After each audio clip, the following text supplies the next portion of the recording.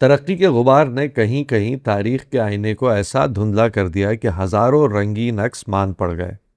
جہاں super high ویز اور express ویز نے مسافت آسان کر دی، وہیں کچھ ایسی چیزوں کو بھی ختم کر دیا جو ایک قدیم تاریخ کے نہ صرف یہ کہ چشمدید تھے، بلکہ اس روایت کے غماز بھی تھے۔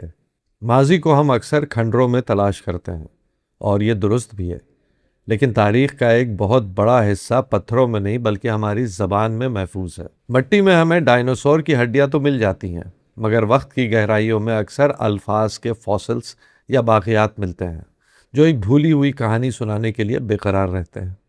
میں ہوں بابر امام، اور آج ریڈیو اردو پر ہم الفاظ کے فوسل سے تاریخ کے ایک پہلو کی سنگن لیں گے۔ بچپن میں جب ہم بس یا کار میں کسی لمبے سفر پر جاتے تھے تو تازہ دم ہونے کے لیے ڈھابے پر رکا جاتا۔ تڑکے والی دال، تندوری روٹی اور کھیر کے بعد چائے ہوتی، اور بشاش ہو کر سفر دوبارہ شروع ہو جاتا۔ کیا آپ نے کبھی سوچا ہے کہ اس جگہ کو ڈھابا کیوں کہا جاتا ہے؟ پرانے زمانے میں بادشاہوں اور حکمرانوں کی ریاستیں پھیلی ہوئی تھیں۔ اب اتنی بڑی سلطنت پر حکومت کرنے کے لیے ضروری تھا کہ بادشاہ کو ریاست اور رعایا کی پل پل کی خبر ملتی رہے۔ اس دور میں نہ ٹیلی فون تھا نہ انٹرنیٹ، تو حکمرانوں نے خبر رسانی کا ایک عمدہ نظام قائم کیا۔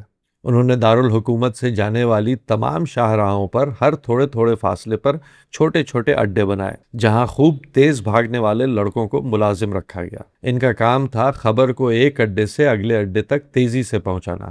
یہ سلسلہ دارالحکومت تک جاتا اور بادشاہ کو خبر کم سے کم وقت میں پہنچ جاتی۔ پیغام کا جواب بھی اسی طرح ریاست تک پہنچایا جاتا۔ ان خبر رساں لڑکوں کو انگریزی میں رنرز اور مقامی زبان میں دھاوک کہا جاتا تھا۔ دھاوک سنسکرت کا لفظ ہے اور اس کا معنی ہے دوڑنے والا۔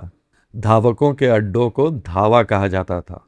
دھاوک اپنی رفتار کے لیے جانے جاتے تھے۔ وقت بدلا اور دھاوکوں کی جگہ گھڑ سواروں نے لے لی، جس سے خبر ہوا کے گھوڑے پر سوار ہو کر اپنے مقام تک پہنچ جاتی۔ اب ان دھاووں پر گھوڑوں کا انتظام رکھا جانے لگا تاکہ تھکے ہوئے گھوڑے بدل کر سفر جاری رکھا جا سکے۔ زبان بدلی اور دھاوا بھی وقت کے ساتھ دھیرے دھیرے بدل کر ڈھابا ہو گیا۔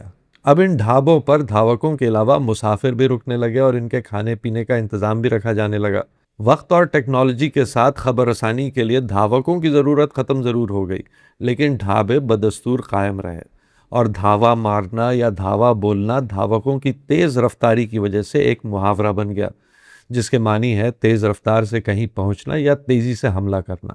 آج کے ڈیجیٹل دور میں وہ قدیم ڈھابے اور ان کے تیز رفتار دھاوک نہ رہے، اور ان کے ساتھ ہی تاریخ کا ایک نہایت دلچسپ اور زندہ پہلو بھی ہمیشہ کے لیے روپوش ہو گیا، مگر ان کا نام آج بھی ہماری زبان پر ایک فوسل کی طرح اپنی کہانی چھپائے زندہ ہے۔